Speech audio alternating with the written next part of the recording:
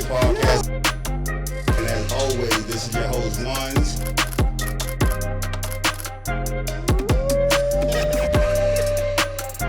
And as always, this is your host, Ones. Yo, what's up?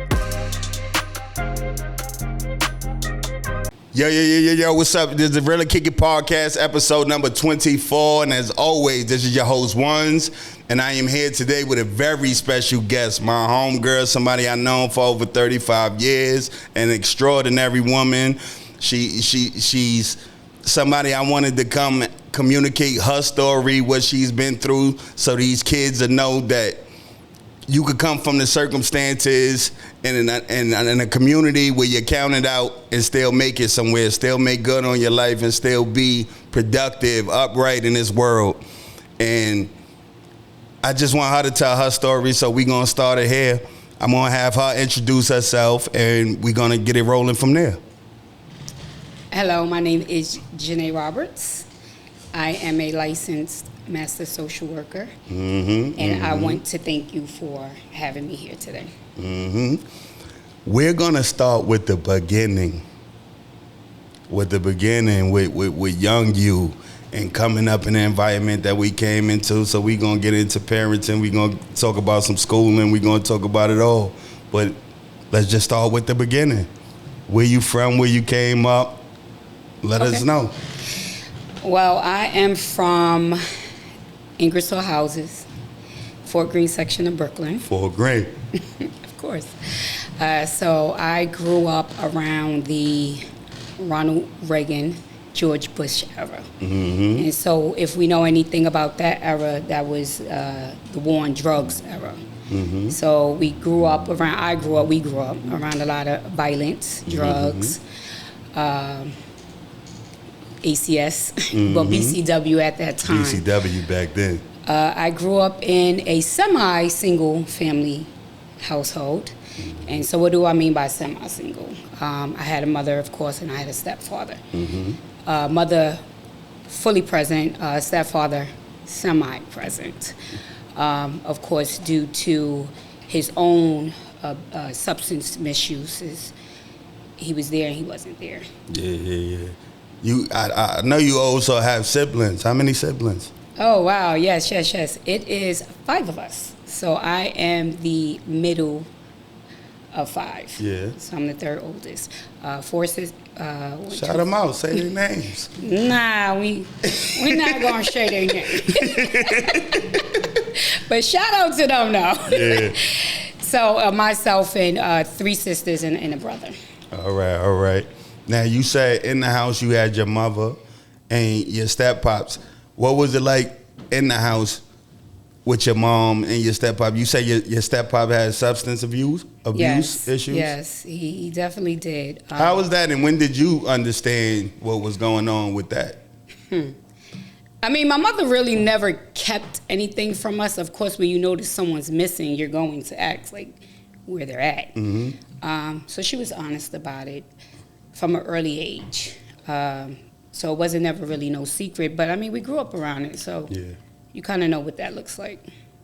Coming up in Fort Greene, as any other community that has a lot of black people or just urban vibe to it, we see a lot of things early. We understand a lot of things early. What was it like coming outside? Because for me, being a man in that community is different than being a woman in that community, I would assume. I seen death young. It's a lot of things that I understood young. What was it like for you coming outside? World War II. I mean, it's the same thing like you said. We was looking out the same window, but from a different building. Different perspectives. Right. So, I mean, you saw crack vials on the floor, of course. You definitely saw people getting shot. You heard gunshots. So even if you was not outside, you heard what was going on outside. That's a fact. I'm surprised we even survived it. Fort It Greene, seems so normal to us, Right. man. We had some great memories in a place where other people, when I say I'm from Fort Greene, other people, they was like, damn, like that shit is the Right. worst shit. I'm like, yo, we was going to the pool, we was playing Coca Livia, we was doing community things in this place that people look at us and be like, yo, y'all is the worst of the worst, and we don't see it like that. Right. Until we get older, we know we didn't have things. Because it's so commonplace for us to be, like, the struggle wasn't on us, it was on our parents maybe, but we didn't feel it the same. So when we was outside, we was just making the best out of a bad situation without even know that's what we were doing. Right. Children are innocent, that's why. That's a We were fact. just growing up, and of course we're going to normalize what we're used to. So if we're used to seeing that, we don't know nothing else. I mean, but if you look on outside communities, they were going through the same things. That's what I'm saying. Ain't So- no story unique. And that's a big reason I started this, because I know so many people who started here and changed it around, or so many people who just kept it straight the whole time. And it's like, I want to salute that, because it's like, it's so many people who died because they were stagnated by the environment. They just became one of it, one with the environment, till they became like furniture. Me and you had a conversation before that preceded this interview where we was talking, and you said when I used to be going to work, it was people on the bench, and when I came home from work, it was people on the bench. So you were seeing it in real time early that, yo, that ain't me. That ain't how I'm going to represent myself. You was doing what you needed to do. But I want to take it to your schooling. Public school. Let's talk about public school. Tell us, like, I want the whole story. Public school. I mean, we went to the same public school. We went to the same public school. Year but 67. Perspective. It was a school different in for the me. hood. It was a school in the hood. I don't know if it was the best education, right? Looking back now, right? Yeah. But we made the best of it. I mean, although I was always in, the one classes, I was pretty smart. Not the 3 classes. I had behavioral problems. So where you was at, 4? I was in the 3 classes. You was trying. But by the end of the year, they had to bump me back up because I wasn't a dummy. You sit down and start taking tests. They like, damn, if he would just stop being stupid, he would be. Right. I mean, but at least they changed that in the educational system, right? Where they not looking at just behavior as putting a like child he's a in bad those kid, classes, or he right. got an inability to learn because he fighting or whatever it is. Sometimes it be just them kids need somebody to talk to. Sometimes it be stuff at home, but you got to dig through it to figure that out. And that's why I say teaching and all of those related jobs are just like, those are jobs you could admire people for taking. Because you don't get paid the most to deal with none of the shit that these people be dealing with, but they do it, and I take my hat off. I remember certain teachers like Miss Safford and all that. I remember these names because these teachers had an impact on me back then. Ron Don and Shout out Miss to Miss Delaney. Safford. She's on Facebook. You understand what I'm saying? Like, I remember them because these are the teachers that as a kid, I used to be getting sent home for fighting. They like, he not getting sent home. Go let him sit with his sister in the room and he'll be all right. Right. And that worked. But it was the teachers who came up with that. Like, he's not a bad kid. He just and they gave me what I needed. And I remember them for that.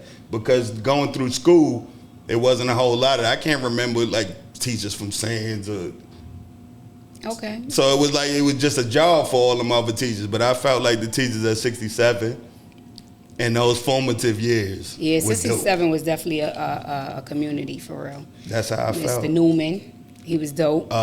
Miss Price, Yes. Oliver, all Yes. of them. These are teachers and principals and Santiago. I remember all these people because they had they was interactive with the people that was raising me. My family knew them, so I just went off on a tangent. No, it's man, fine but you hit on something important, right? Early childhood is the most important part of our developmental growth. So that's why you remember that, because that's a happy place in your life. So, no, shout out to those teachers, though. So, all right, that's next. What's next? Junior high school. Junior high When school, you I went went to to junior high Sands. school? Went to Sands? Yeah. I went to Sands. You was there when Pinky was there? I was. He was a nice man. Just in case you be watching. Yeah. Yes, but I ended up 8th grade going to 117 because my brother had got transferred out of Sands and he went to 117. So my mother wanted us to go to school together. Yeah. And I remember we used to have to walk to 117 because we used to get the half fare. That's a truth. I mean, but my mother couldn't afford to give us the money to take the bus, so we had to walk. It is what it is. It is what it is, man. Right. It is what it is. She had 5 kids, man. That's a fact. We ate every day, though. That's a little walk word. We ate every day, so that was good. It was a little walk, but, I made it to school. I graduated, and it wasn't no iPods, no nothing back then. Nothing. Man, you was trooping it just air's neck hit to the wind. In the snow, but now they don't have half fare no more because that was a struggle for a lot of families, right? Like how we expect people to go to school to get an education. Because now kids is wearing Balenciagas to school. The fuck I'm giving y'all half off anything. Then you pay full price for everything. They don't. No, they give them full fare. Crazy. Full fare. I wouldn't get them niggas nothing. But that's how they $500 pairs. The Balenciagas because they get full fare. Shout out to MTA. What about high school? What high school you went to? Oh gosh, I went to Leadership in Public Service on Wall Street, so it was right across from Trinity Church. Yeah. I went to school with my sister and my cousin. I actually wanted to go to Automotive High School because I wanted to learn how to fix cars, right? Yeah. But my mother was like, that's too masculine. So she was like, I don't want you to have man hands. No. You NBA player status. Probably, I mean, but I feel like that's the skill she took from me, Shout out to my mother. It was some teachers in there you remember? In high school? Yeah. Oh yeah, the gym teacher was dope, Mr. Spots. I actually still talk to Mr. Spots. That's dope. Yeah, he was one of the teachers that stood out from many. He really did care, going back to your point, from your elementary school experience with teachers. So, yeah, shout out to Mr. Spots. I'm going to shout everybody out today. That's what I'm saying. That's what it's about, to let them know that they made an impact. Sometimes people need to hear that. Yeah, but sometimes, I like, in my life, my personal life, all the people that I think are dope at something, I tell them. If I think you get fly, then you get fly. If like my brother, he's a dean at a school, that's dope to me. I'm telling you in real time. I'm not waiting to nobody in the casket to be saying a bunch of shit and you ain't in the building. Right. I'm going to tell you. Give the flowers to the person. I'm going to tell you. So here. Anybody who was a positive influence in my life, because I didn't have a bunch of them in house or like I wasn't born into a bunch of positivity. So all the positivity that I found in the streets, I acknowledged, because you don't have to be nice or polite or care about me. So when you do care about me, I acknowledge it, because you don't have to. So that's just something I do. You know what I'm saying? And what would the world be like if everyone was just nice and caring? Come on, man. All right. Or at least try. Right. What was your first job? Well, let's go back to high school first. Can we go back to high school? Because I do have to mention that I didn't finish high school, actually. You didn't? I didn't. I did not finish high school. I ended up getting pregnant at 17 years old. So I had my first child. And then I left and went to Teenage. So that was the pregnant school for teenage mothers. And then I had my daughter, and then I went to Redirection in Brownsville. I don't know what the name of it is now. So I never finished high school. I didn't actually go back to school to pursue my GED until I was like pregnant with my second daughter.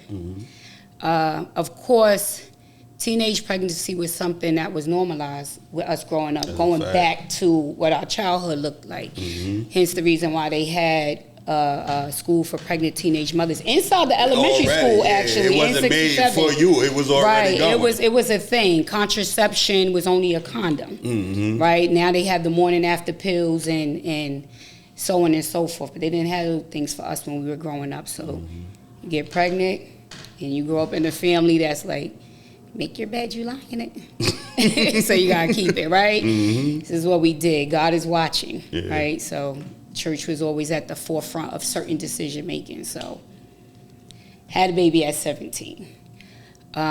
So then, Y'all want to hear my story, right? Yeah, that's Okay. exactly what we came for. So, and let me make this very clear. This is something hard to do because I am not this vulnerable with giving my information like this, but because it's you. And I appreciate that because you communicated that on the phone and you was like, yo, bring the tissues. And what I said then, that's exactly what I need because it's a lot of kids that are out here that like the suicide rates and things of that nature because they think they're in it alone. They think they're the first person to come to this obstacle. They think they're the first person to have these pressures put on them. And that's what I'm trying to do with this podcast. I want people to know that it's not over. Oh, absolutely. It's not over. You could rebound. You could change your mind. You could change your life. It could happen that fast. Right. It's a journey, but it's not over. It's a journey. And in that moment, it might feel like it's overbearing or the weight of the world on your shoulders. But if you keep going, it keeps going. Nah, and you could get over it and turn things around. Definitely. But how was it being a teenage mother? Oh, right. It was scary. Of course, I'm still a child myself. And now that's what I'm saying. I never really asked nobody. Of course, I know other people who have kids, but I never asked them about like in this kind of setting. Right. It was scary. You know, again, I was a child myself. So what I'm gonna do with a child? Mm-hmm. And this child is looking to you for everything. And you looking to your mother for everything. So like, we both looking. So, you still getting out to buy your panties. Right, you hungry, I'm hungry too. So, I actually, I did start working. So I did have sense enough to find a job at a fast food restaurant. I worked for a cafe, and then I went to Popeyes. Yeah. And Which so... one? Right on Court Street. Right on Court. Now Willoughby. Was you on Willoughby? Yeah, nah, but everybody else. Everybody else was on Willoughby. My brother was on Willoughby. Yeah. So I worked for Papa. So I did have sense enough to do that. But you know, raising a child in a house with your parents or parent is difficult because, like I said, you still need to be raised, and now you got to raise a child. So now your child is getting older, so who your child is going to listen to? Because you still got to listen to your mother. So you getting checked. How you I'm checking me? I'm getting checked, and my mother was checking. She's still checking. Yeah. Shout out to my mother. So I came up with this idea, right? I came up with this idea, and I said, man, I got to do something. I got to get out of here. Because I think at this time, all of my siblings were still living home. I think my sister had just had her son. And I was like, this house is crowded. And this is not going to work with me trying to find out who I am, raise my child, and be successful. So I came up with this idea. My mother hated this idea, but it was my idea. So I was 18 years old at this time. And I said, you know what? I'm going to the shelter system. Because this is the only way I'm going to get an apartment, right? Rent in New York is crazy. I'm 18 years old. Can't afford this rent without help. Yeah. So I went to my mother, and I'm like, listen, this is my idea. And then from there, I'm going to build myself. But, of course, I was making dumb decisions. So my mother was like, that's crazy. You're going to leave home to go into the shelter with your baby. And this is her first grandchild, so she's like, nah, you're not taking my grandchild into the... You could go and then come get the kid later. Yeah. And that would happen a lot of times, right? In families where the oldest would go with the grandmother so that the parent could get themselves together. Right. Yeah, I know. But then, you know, I know intimately. The oldest child end up staying with grandma, and that become her baby, and I ain't want that. Like, this is my child. Yeah. So I did ended up, so I was working at Popeyes, like I said. Let's go backwards and go forward. So if I'm all over the place, catch up. No, So I went to my manager at the time, and I was, like I said, I was in the shelter, and I was like, man, this is what I want to do. This is my idea. So he listened. He was like, all right, whatever. So I went into the shelter. It was hard. At the time, it was PATH. I don't know what they call it now. It might still be PATH. Yeah. And it was like a place where you would have to wait for them to find a shelter that was Placement, available, yeah. right? So placement. So I used to sleep with my daughter on my chest because there's so many people in there. You don't know who's who. You know, somebody could take your child, they could violate your child. So I would lay on a bench. They had benches in there, and until they found placement, and we'd go to placement, and then we would get there every 10 days. They do an assessment, and they determine whether you really qualify for services. And of course, I kept getting denied because I came from home. Yeah. Right, and I'm like, no, my mother kicked me out. You That's know, why, yeah, that's why they go to the DV shelters. right? Yeah, that's the next thing we do. But I didn't do that. I didn't want to ever do that to a person. So I just kept trying, and then I learned something while I was there. So when I was there at that time, this was before computers was really a thing. They would give you this sheet, right, for like the food pantry, to get clothes and so on and so forth. like And it was like these vouchers. check boxes, right? And so I looked and I saw housing up there as a checkbox. So I took my pen and I checked it. Like, I'm gonna that's take what I this need. to go. Y'all right. Y'all can have Y'all all this can shit, have that all hair this shit. stuff. I need something away from I mean, this. chicken at work, so I don't need it. Real talk. So I checked the box. I took it down to the NYCHA office, and of course, that's when they give you like first priority on the list for the next available apartment. So time went on. I stayed in the shelter. I then started doing fair hearings because every 10 days going back to PATH with your daughter. Remember, I'm still a kid. It was the worst. It was the worst. So I came up with the idea to do the fair hearing, which we all know everything in New York drags out. So that bought me 6 months. Yeah. Yay me, right? So I did that, and by that time, because I did what I did originally with checking the box, they called me for an apartment for NYCHA. And then they called me for a Section 8 voucher for NYCHA. Yeah. So I'm over there like, all right, I'm gonna do this. Moving but in which the right one I'm gonna direction, do? yeah. Right. So I picked the Section 8 voucher because like why not? You goddamn right. So I sat down with my mother. My stepfather was here at this time. He wasn't on one of his little retreats. And I was like, man, I don't know what to do. I'm scared, but I have to do this. So my mother was like, so I'm looking for apartments. I didn't know nothing about credit, but I found out real fast about how you need credit. You need that thing to get an apartment. So everybody's denying me because my credit is bad. A while ago I had took out a phone, AT&T, it was the only phone that would like give people a chance. And that bill was high. I ran that bill up. This was before like 3 minutes. I was just about to say, this was before rollover minutes and all, yeah. Right, and even when your This minutes was back started at then. 7, this was soundbite Condet.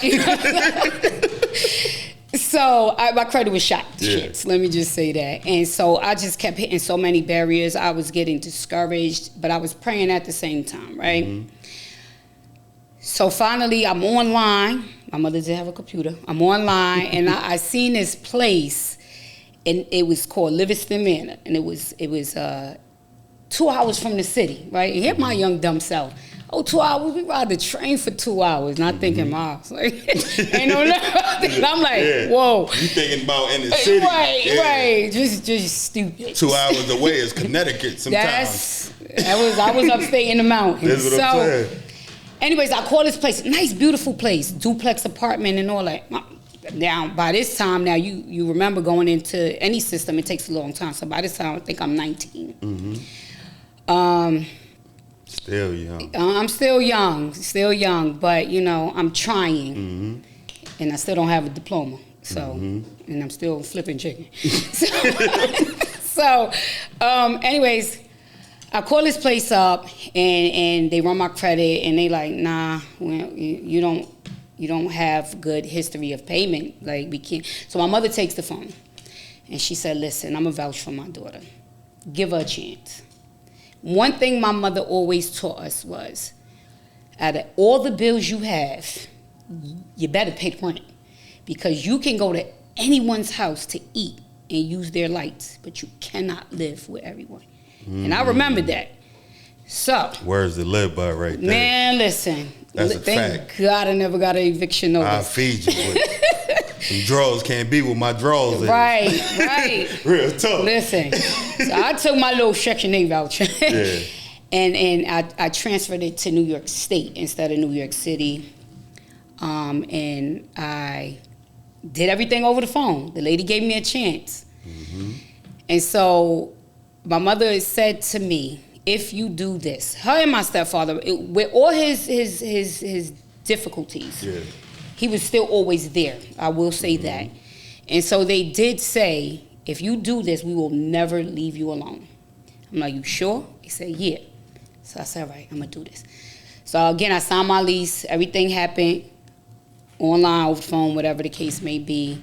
So now it's time to move in, or move at least my stuff from the shelter, my mother's house, to upstate to my first apartment, 19 years old. How that felt?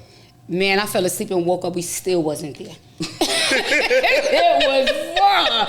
I was like, what the? And that's when I realized 2 hours on the train and 2 hours. Where was that upstairs? Like Albany, it was in the Troy? Catskills. No, it was in the Catskills. So like Monticello area. Oh, all right. It was there, but you know, this is where I chose to move in. And I didn't question God. I was like, okay, God. But then it was like, it was one bus in the town. Yeah. One bus. You go to the main depot and that was it, and you find a connected bus, maybe, right? Anywho, so I came back down. I still stayed with my mother because that was too far. I was still working at Popeyes. And now I'm really like, I have to do something with my life, right? Mm-hmm. So the person I was with at the time, he was going to school and doing what he needed to do. And he not even from this country. So I kind of started watching that. Mm-hmm. And I'm like, man, this dude is doing his thing. And I was born and raised here. Yeah. So it did stay in my mind. So anywho, I went to my supervisor at the time. So remember, I was talking about my supervisor at Popeyes. Mm-hmm. And I went to him and I was telling him my story, my dilemma. And he said, you know what? What's your real fear? I said, not to be able to take care of my child. And this is where I work at. So he said, I'm going to do you a favor. I'm going to lay you off. This your last day. And you're going to file for unemployment. And you're going to do your thing. And I'm like, what? Lay me off? I need my money. So you could get that money. You could get that unemployment while you're figuring it out. I'm scared because I'm like, what? Oh, you just had, I don't got a job no more. Yeah, Right. And I also was well aware that unemployment is not forever, and then it's based off of your work history. Mm-hmm. But then then again, I did have Section 8, so it goes by your income. So now I'm like, all right, bet, let's go. So I did. My last day was my last day. And I left, and then I did move upstate. I took myself and my child, no car. I didn't even have a driver's license. I didn't even know how to drive.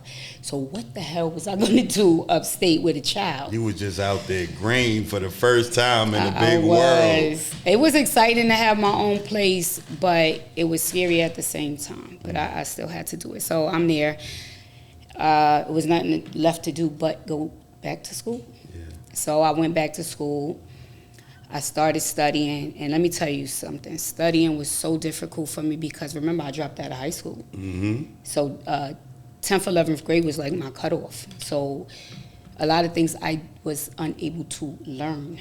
Mm-hmm. So I had to start from the beginning. And learn those things. I taught myself. Go into your continue learning. Absolutely. So I went online. I started playing all these educational games, and I started teaching myself. That's fire. Yeah, I mean, I had to, right? Because I was not trying to take that test more than once. So I might mispronounce words, but I'm smart, right?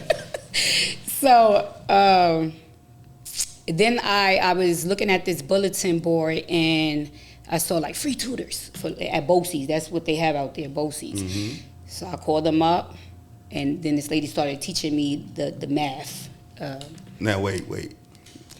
Now, this is and this is why I like the kind of people that I bring up here, because just hearing that you were looking, it's so many people with everything that's available to them now they don't understand. They just walking past information.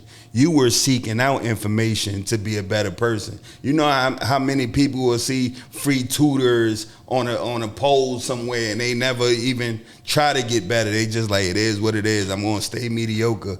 You took the initiative to find what you needed, the resources that you needed to become a better person. And that's dope. I had nothing to lose, space and opportunity, and I still had a baby. That's dope. Right, but I ain't pregnant yet with my second child. I'm Yeah. getting there too.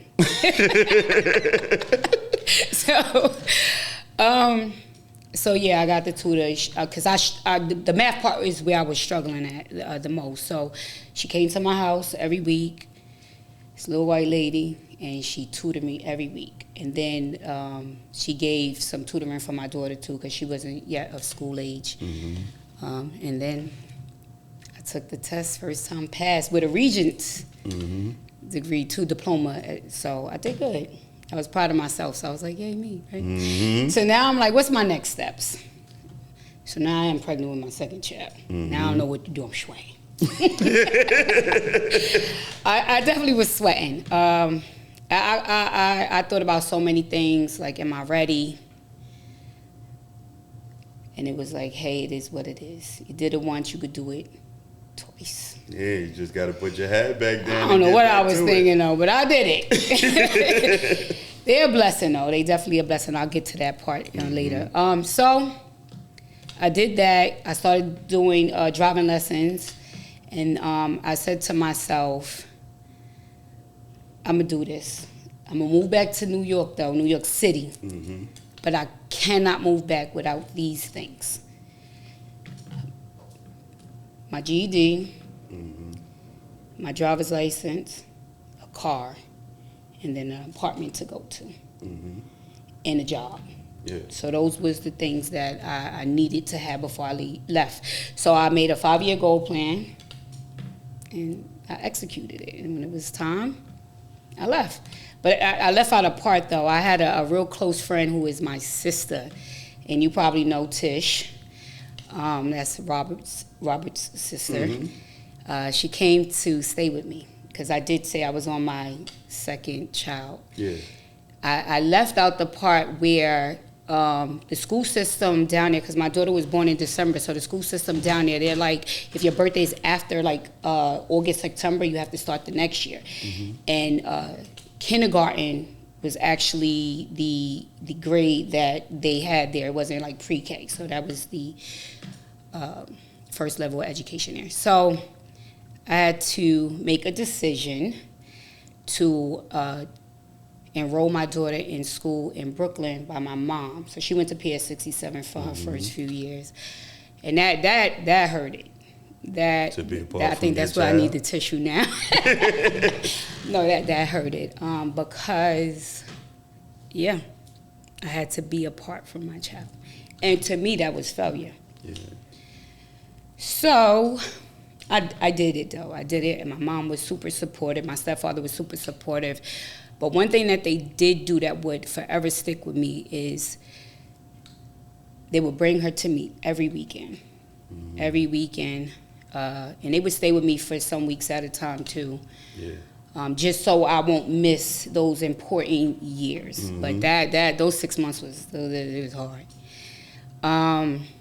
But I eventually, so Tish, going back to Tish, I went to her and I was like, listen, I'm on my second child. Here we go. Yeah. I'm pregnant. I don't want to make the same decision. So, can you support me? And she was going through whatever she was going through, and that's her story to tell. So we both was like helping each other. Yeah. And she came to stay. And then I got to keep both her kids. So I brought my oldest daughter back, and she started school up there, and I finished school up there. Mm-hmm. And then the rest is history. I moved back to Brooklyn after I was done. I executed my 5-year goal plan. And then I went to college. And before we get into the college years, man, I'm still stuck on you going to get the resources you needed.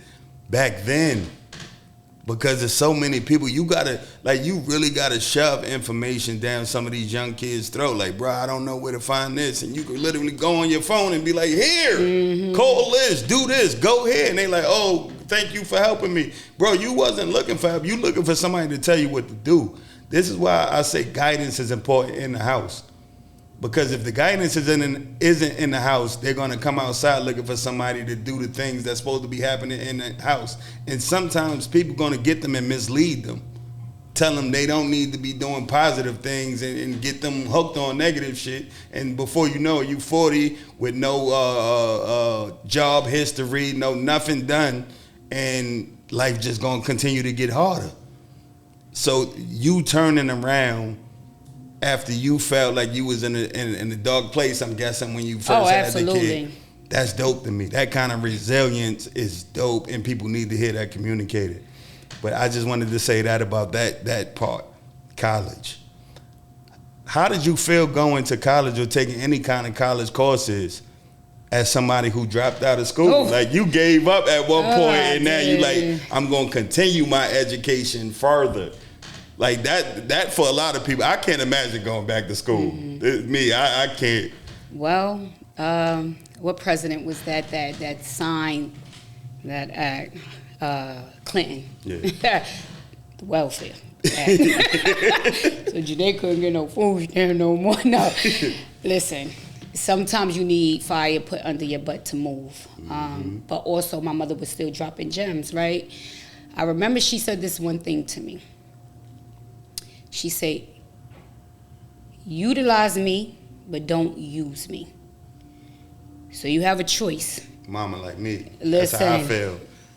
She said, you can use me to do better or not. The choice is up to you. And that stuck with me because, you know, in life we do know that nothing is forever and people do die. Right? And I always had that in my mind, like if my mother was to go to there tomorrow, what would I do? So that just gave me the drive that I needed to keep pushing.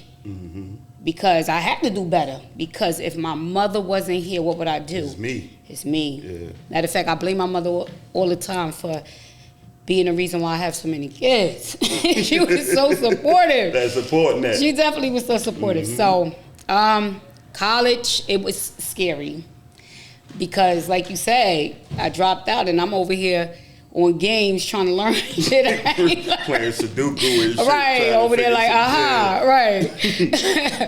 It was scary, but I wasn't going to give up. For what? I already made it this far. Let's keep going. So I did, with that in my mind, what my mother said. Utilize me, but don't use me. So I went to school. Why not? And I went to Medgar Evers College. I originally started out to set in education, right? Because I wanted to be the teacher that you spoke about earlier. And then I realized I didn't really want to be in the classroom with kids. I was like, I got these kids at home. So I was like, yeah, no. So I thought about other things that I can do to help people. So I was a little stuck, and so I remember taking this exam, and it asked a couple of questions, things I like to do, things I'm interested in, and it came up with social work. And I was like, okay, let's see, what's this about? And yep. Let me put a pin there. What did you want to do coming up? I know it was like a lot going on, but as a kid, let's just say as a kid, what did you want to be? What did you think you would be doing as an adult? A stripper. No. I'm joking. Listen, it sounds like you got all the circumstances that lead to a pole, and you didn't get there. I didn't. And this is what I'm saying. You know, I tell people all the time. You gotta clap it up. Because I seen a lot of people bow out and was like, listen, hit the pole. Listen, I tell people all the time, I'm boo hood, right? I'm from the hood, but there's a little bougie side. Yeah. And the bougie side wouldn't allow me to do that. Yeah. So, no, that wasn't an option for me. What was your question again? I'm sorry. I forgot. You was over here laughing. Once we start talking about stripping, you know. Right. You have now I'm in the flashbacks. club, man. Yeah, you I'm have thinking about flashbacks. dirty ones. I mean, you know. But I'm single there. No. But just talk about the resilience to not do that. And you stayed on your path and still turned it into something else. Because a lot of people and that's why I want to platform women, honestly, because I could tell, I could talk about gang banging, I could talk about street shit, I could talk about kicking doors, I could talk about all the foul shit that men get into. I don't understand how to speak to women, so my goal is to platform women that I know that I think are dope to have that conversation, to let these young girls also know that, like, yo, life get real sometimes. This ain't unique to you. But you could take you saying you dropped out and then found your way back to school so you could become who you are now. That's dope. They need to hear that. Because it's a lot of people, like I said, man, they on that pole or they on that stroll. Young girls. Just they have no work history, no nothing. It's like the first thing, as soon as, listen, mom said she ain't buying nothing no more, I'm going outside to fuck for it. And this is just being real. So when I hear these stories of persistence and perseverance, I want to push those. We talked about, when we talked, you said, I guess you went over whatever you thought we was going to talk about in your head. I definitely did. And you didn't know how vulnerable you was going to be, and we had a conversation about it. For certain. Just tell your story. This is a testimony. If you go to church, you tell your story. What are you telling that testimony? Why are you telling your story in front of the church? So people could hear it, so people could know that there's some consolation in it. Like, this is for you. Me telling my story is for you too. It's cathartic for me to get it out. But somebody's going through what you went through. Somebody is going through right now what you was going through all them years ago, and hearing this story and it being able to turn around, they might be like, yo, you know what? I don't need to do X, Y, and Z. I could put together a 5-year plan. Why not? Because she just said that. Yeah. I heard her say that she did it. And I could see it. If they go through your page, they're going to see everything that you got going on. Your kids is grown, they healthy. You did it. Mm-hmm. So that's powerful, just having that voice relate your story. Because some people be like, I don't want people to know me before me I am now. I tell my whole story. I was a fuck up, but like we was talking about, I was a fuck up in the way that I was in the street doing street shit to street people. Nobody that was a civilian got no problem with me. I wasn't dealing with, my thing was an oppression to the community. Mm-hmm. That wasn't never me. So just being the person you are, you need to convey this to people. That's how I feel, at least. So people could know that, yo, if Logo could change, because I know what he was in. If Janae could change, I know what she was in. I could change. That's true. Right? That's just how I feel. I forgot where we was at. Like, I go on for a tangent because as I listen to your story, man, there's a lot of perseverance in it. Thank you. There's a lot of perseverance, and that's what strong people are made of, perseverance. Everything ain't got to go your way. Everything ain't going to go your way. Absolutely. But how you deal with what comes your way is going to shape you into the person you ultimately end up being. Absolutely. And I still create 5-year goal plans to this day. So I got some things right now? Absolutely. What year we in? Year Listen, 2? Yep. Yep, definitely. I'm never going to stop. I'm never going to stop. I think I said this to you earlier when we were talking, is that I often think about the legacy I want to leave behind to my children, to my grandchildren, if my kids ever decide to have kids. You know, they're a little selfish. But no, it's all good. And I often think about what I want my obituary to say. Mm-hmm. When someone's reading it, right? There's a poem called The Dash, right? And it talks about the things that people remember us by, and doing things with people, and remembering the people that we also left behind, and how we want people to see us when we are the ones who's leaving people behind. So I remember that poem, and I want to do a lot. I want my obituary to be 2 pages long. So if I die before you, it ain't 2 pages. Get in my kids' ass. All right? Because I know I did at least 2 pages worth of shit. I did at least 2 pages worth of shit. So I do. All jokes aside, that is definitely at the forefront when I'm doing anything.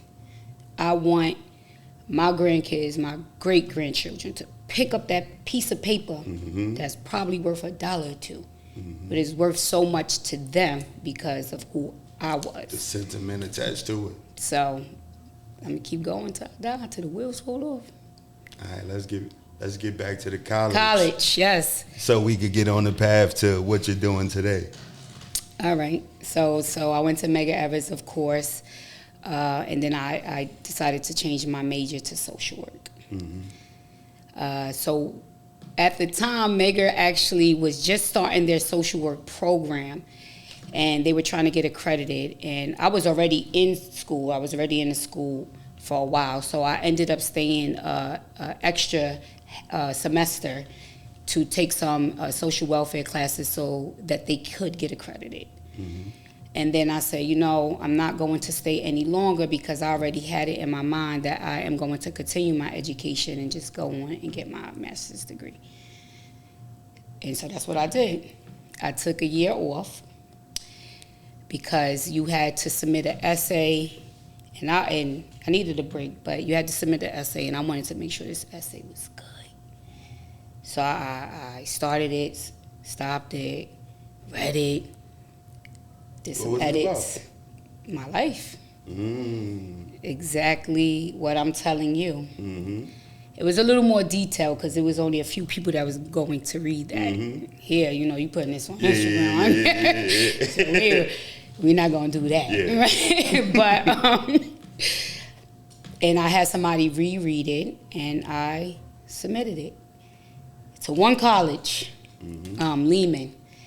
And after I did that, I was like, what if I don't get in? I should have applied to Hunter. Because I was ready to go back to school. Right. But anyways, hear me, right? High school dropout. Went back to school. Struggled a little bit my first year in college, actually. But then, I made Dean's List because I'm smart. I was about to say, you ain't call a tutor? Listen, and did. All what's free is for me.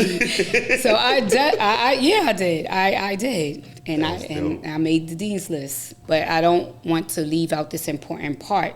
I did all of this with my children. They used to come in and sit in class with me. Yeah, the professors was dope for allowing that. So they got to see Mama persevere, push through. In class with me there. How old were they at this time? They were young. I mean, my children are not stair steps because, like I said, I love kids very much. So they're like 5, 6, and 7 years apart. And so I did have a third one by the time I went to Lehman. Don't judge me. But even with having children, I never stopped wanting more. Yeah. And so I kept going to school. Again, like I said, they were sitting in class. They would go to school in the morning, and then they would go to school at night with me. I would go to work in the morning, full-time job at that. And then I was hitting them books, and I was up hours of the morning. And then I remember having to get up and take them to school and go to open school night and school trips and doctor's appointments. I don't even know how I did some of the things that I did. Listen, let me even say this. I remember when I started Lehman. Lehman is at the end of the Bronx. And at this time, I was... Boondocks, for real. For us, coming from Brooklyn, that's the boondocks. Yeah, definitely. And I was living in Bed-Stuy at this time. Me and my partner at the time, we had got a house in Bed-Stuy. And that's why I came when you bought the shirt, right? I believe so. Yes, that was so long ago. Oh my God, yeah, you're jack of all trades. Yes, that's where I was at. I tried a lot of shit in my life. Yeah, that did. Yep, there. He's still there, by the way. but you know, all good things must come to an end. So that came to an end. But to say I didn't learn anything from that situation, it would be a lie, right? I always believe never going into something without coming out. Even something. if it's information. What? Yes. That I could use in the future. Ain't no L's. It's just lessons. Yeah, that's it. No And that's losses, fine. just lessons. And that's fine. We growing through this thing. Everybody expects you to be, you supposed to know everything and all that. No, we are all still learning. Right. Still Yeah. growing through this thing. Still finding out what's for us, what's not. Absolutely. We all doing that. Absolutely. Shout out to him, too. Yeah. You were living in Bed-Stuy. And Going through a breakup. You were going through a breakup. So where were you at this point? You still doing I was still in school. Or you already? I was still in grad school. But listen, like I said, all good things must come to an end. Again, like I said, shout out to him. It was time, and it was fine. That was that point in my life, and I was going to my next point. But I did learn a lot from him and the relationship. So nothing is ever really truly lost, right? Lessons, not losses. Right. So now I moved to Coney Island. Don't move to Coney Island, nobody. Oh, I used to live out there. That's crazy out there. I was it's like, boondock. It's like the boondocks out there too. Yeah, but it's also Shootout City out there. I was like, I left Fort Greene, went upstate, quiet, nothing but biz and diz, and I went to Bed-Stuy. I was all right. But then Coney Island was different. It reminded me of the 90s. Yeah. They was like still stuck. Old Brownsville. It felt like old Brownsville. So I'm going to get to why I moved to where I'm at now, if you want to know, but we're going to finish the education part, right? So I moved to Coney Island. So now this is the last stop in Brooklyn to the last stop in the Bronx. So I traveled for 2 hours legit on a train. And my kids was at my mother's house, and I would have to stop and get my children from my mother's house. I used to park downtown Brooklyn. I still park downtown Brooklyn. You learn about that commute. Yeah. And I picked my kids up, and here we are, 12 o'clock at night, going home. Because I had to get up and do it again the next day. I did. I wasn't stopping. I was not stopping. We was going to get this hook or crook. Well, maybe not crook because I don't like jail. But we was going to get it, right? We going to make it. Right. So I graduated. I did. I graduated with my master's in social work. How did that feel? Amazing. It was amazing. I was proud of myself. You should be. I was like, look at Shorty. After hearing all, you should be. I was, and my children were there to witness that success. Fire. So I love that for me and them. Yep. So that's with education, but I'm not going to stop there. I have one more to get. So my DSW, so my doctorate, and after that, so you still? I didn't start yet. But it's in my 5-year goal plan. So you're gonna knock that down. Absolutely. For sure. Absolutely. And is that just because you want to, or just because it heightens the pay raise? Because it extends my pages on my obituary. Just because. Why not? That's some fly shit. Why not? Some people into designer, not knocking anyone into whatever they're into. I'm into betterment. Yeah. Of self. Yep. And that's inspirational because, like you say, your kids seen this. So it'd be hard to tell them they can't do something. Absolutely. And that's powerful. Can't nobody rain on your parade. Get the fuck out of here with that pessimism. Listen. Like ideal that you got. Nah, I'm optimistic because I seen somebody fight through everything that y'all gave up on. I already seen it in house. I yell at them crumb snatchers all the time. I love y'all though.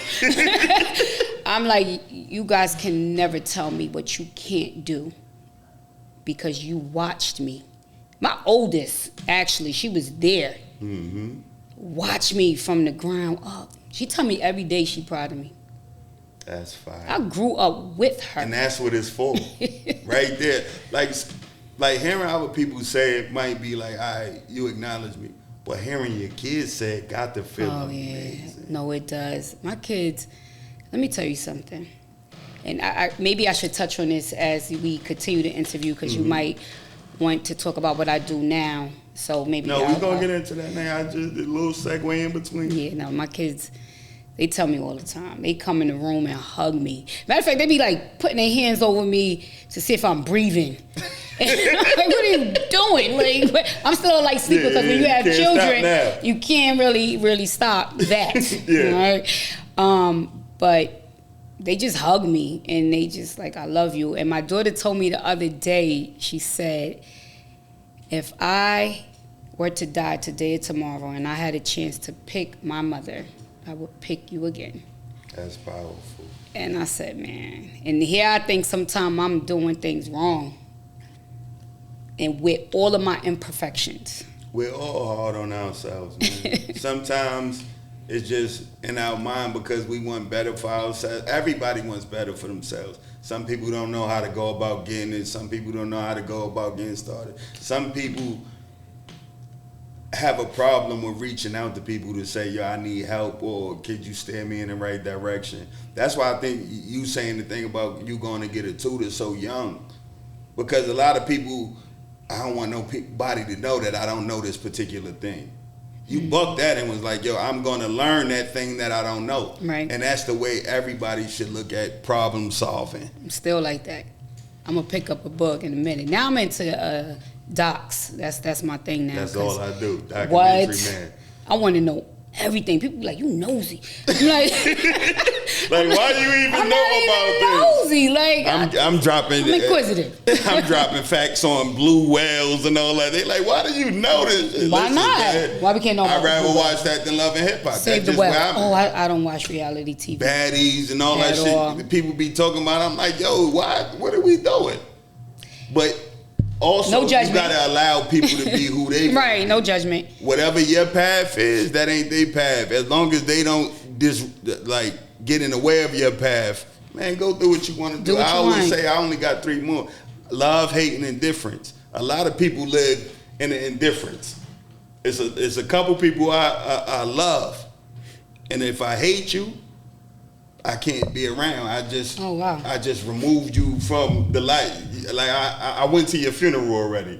Okay. We just doing positivity. So the way I need to structure my life is to stay around positivity, is to get everything that I hate away from me. Everything that triggers is gone. Everything is positive, everything is information, and everything is just reciprocal. I give you good energy, you give me good energy, and we can continue to be friends, sharing information, helping each other, things of that nature. That's how I'm growing. Right. So now that I'm hearing your story, man, I don't even know what to say for real. Because you'll know people. We could say that we know people, because some people I say I know, and some people I say I know of. I would have said I knew you, but now I'm like, damn, all this time I knew of her. Right. Because I didn't know how deep the story me, and that's gets. okay. Yeah. Sometimes we only share parts of ourselves because we don't know how to be vulnerable. Or it's scary to be vulnerable, That's right? a fact. Let people know who you are, what you've been through. Because some people will hear your background and be like, that's still the same person. No, you're a totally different person because of the things that you went through and overcame. Right, absolutely. So I want to acknowledge those things. But let's get to this social work, because social work got to be draining. Yeah. It got to be draining. You helping people through their problems consistently, and that's the job. But that's what it is. We as social workers, we dedicate our lives to helping others, right? You want to give back something to someone who it could help and who could benefit from it, because maybe someone fell short when you needed help, and so you wanted to be someone's light. So, you got to love social work. Yeah, because that got to be on your spirit. I remember when I first tried to talk to you about being on the podcast, we was talking and you was like, yeah, I got clients. It was like nighttime, and I'm like, what the fuck, man? You still talking to when does the clock turn off? Never. I go to sleep thinking about stuff I need to do. For real. Not enough hours in a day. Not for me, and not for a lot of people, Yeah. right? But I can only really speak about myself, right? Nah, it's not enough hours, but it's okay. You help people through social work, I'm sure. But do you feel like helping people helped you? Absolutely. In And what ways? I've learned so much from people, right? We can have all the information that was taught to us, and we can still learn from someone, right? And there's different aspects of social work, right? So in the morning, I work for child welfare. I'm not going to disclose the agency, but I work for child welfare. And at night, the clients that you're talking about, I do psychotherapy. So I'm also I had a a therapist. psychotherapist. Shout out to her or him. Yeah, it was a woman. Of course, we're winning in the field. We're dominating the field. It was a white woman. She used to look at me like I was crazy. I mean, well, It was behavioral stuff that got me sent. So it wasn't like I was bugging out, hearing no voices or nothing like that, though. Psychotherapy is just talk therapy, right? So it's to help people through their emotions, right? Emotional dysregulation is a thing, right? And that's often seen in black and brown communities, especially it's so common in men, right? Because you guys are taught to not cry, to not share or show emotions. But what does that do to a person who has no outlet, right? It festers, and then it shows up in various ways, right? Through either verbal aggression, physical aggression. So when I do what I do, right, I do it with the idea that I am helping someone become a better version of themselves. I wish I had me as a therapist when I was growing up, right? I'm not the typical therapist, right? I don't go into the room and say, "Tell me how you feel," right? Right. What led you to that decision? I'm more like, Is it real? now why would you go and do that? Did that You knew last better. week and it didn't work, right? But I'm also aware of who my clients are. Let me say that, right? All of my clients are females, and they are all black and brown, because we have to help our peoples. Yeah. We have to give back, right? You know, I advocate as well, right, at the job that I do in the daytime for families and children. I enjoy it, and I advocate outside too. It don't stop just at the 9 to 5. At all.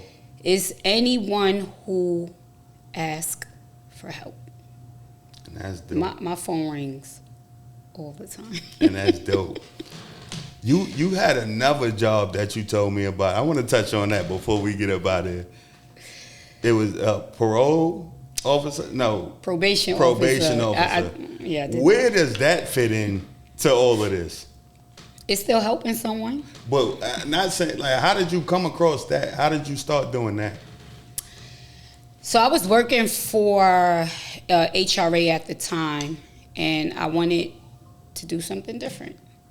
And that's different. Yeah, that was definitely different because it's more on the law enforcement side. I actually enjoyed it. I left because of the pay. Yeah. Now, one thing I am going to do. To get that money. What? Got I to don't get care that who money. I'm helping. I need my money.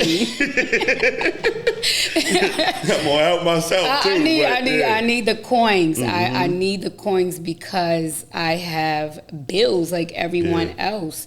I mean, I don't know if I touched on that. I bought a home, right? I touched on the fact that I started off with Section 8. Yeah, you didn't come all the way. We ain't get to we ain't get stat there? yet. We ain't get there.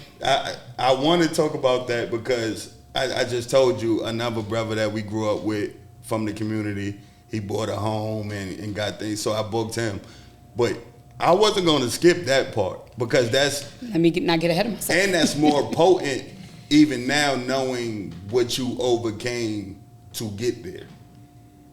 But I just wanted to talk about where that fit in, like the probation thing. Because you just threw that out like, yeah, I did that. Hold on, wait, put that on the resume. I did. I was a probation officer. Shout out For how to long? them. How long you did it? So I only did it for a year. Not because I didn't enjoy it, like I said. I was chasing my bag. So I went back to HRA. I kind of got into it with my supervisor, probation over. And I have credentials, so I don't need to stay here. This is why I work hard. So whenever I want to leave, I could bust my move. You need to listen to this. So I went back, and then I went to the job I'm at now. Right. And that definitely was for the bag. Shout out to them. All right. Now, see, I remember when you was in Bed-Stuy. So even when I told you the address and all that, when you sent me the address, I'm like, what the hell?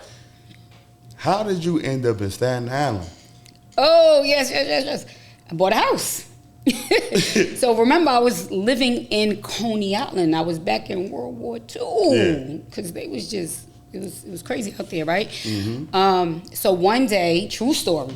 The building that I lived in actually had a lot of probationers that lived there.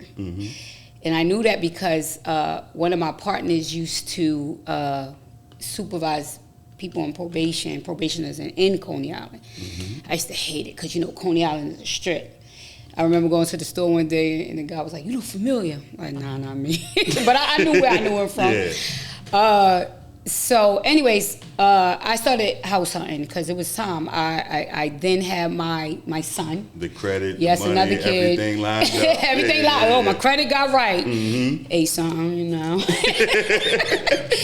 Right. I worked hard for that though. Yeah, I'm working hard. I worked hard now. to the point my interest rate for my house close. is 3.2. Because you handled your business What? early. And my car, no, 1%. But when the house comes down, we're going to talk about it. Yeah. No, but so seriously, so I decided it was time to house hunt. I have a male black child, and we're not growing up in this. Yeah. This is not happening. So I started the search because I was driving home one day, coming from looking at the house that I am in now. It might have been 3:00 in the afternoon. No, I'm lying. Oh, go back. Scratch that. It was 7:00 at night because I went straight after work and after school for the kids. And I went to go look at a house in Staten Island because one of my coworkers at the time told me I should look in Staten Island because I was originally looking in Brooklyn, and in the areas I wanted to live in, of course, couldn't afford, right? And I wasn't moving back to an urban area with my children. So I went to Queens, no. So someone said, you should look in Staten Island. And I'm like, Staten Island, that's not even a borough. Like, what are y'all talking about? No one claims Staten Island. But I always had this thing where I wanted to live in a area that was quiet, a rural area, and be like 20 minutes from Brooklyn. That was always something I prayed about. Yeah. So I said, let me go check it out. So I went there and started looking, and I liked it. And I was like, this is all right. I think I could live out here.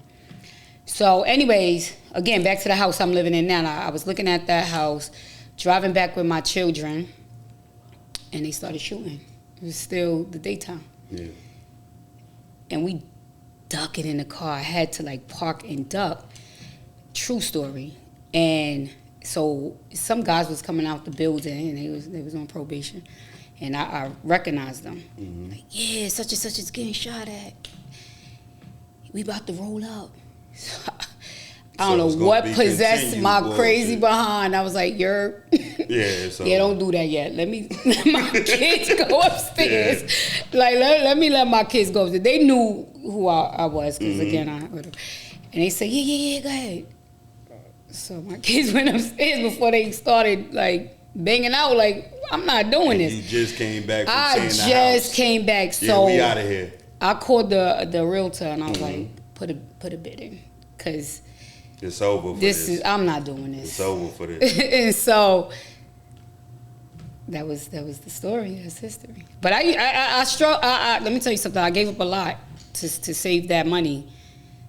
Sacrifice. To put that deposit, that down payment and closing, which I was crying.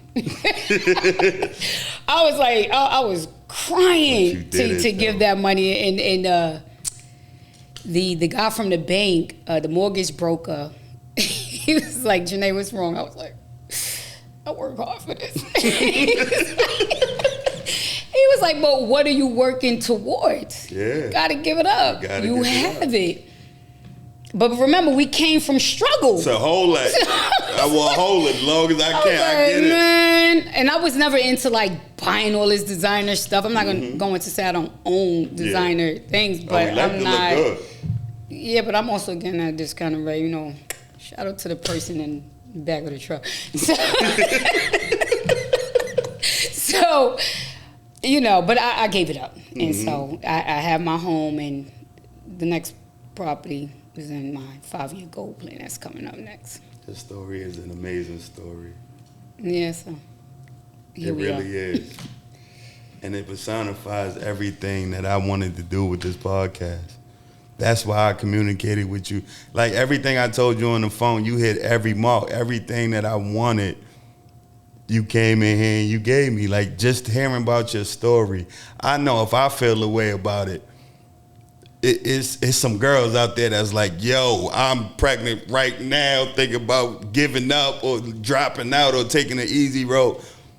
A lot of the time, the easy road don't get you where you need to be. It's a lot of people that are my age that took the easy road and still ain't where they need to be and ain't nowhere close to it. And then you got people who stay committed to something. I say we have a lot in our communities. A lot of times we have people who are in it but not of it.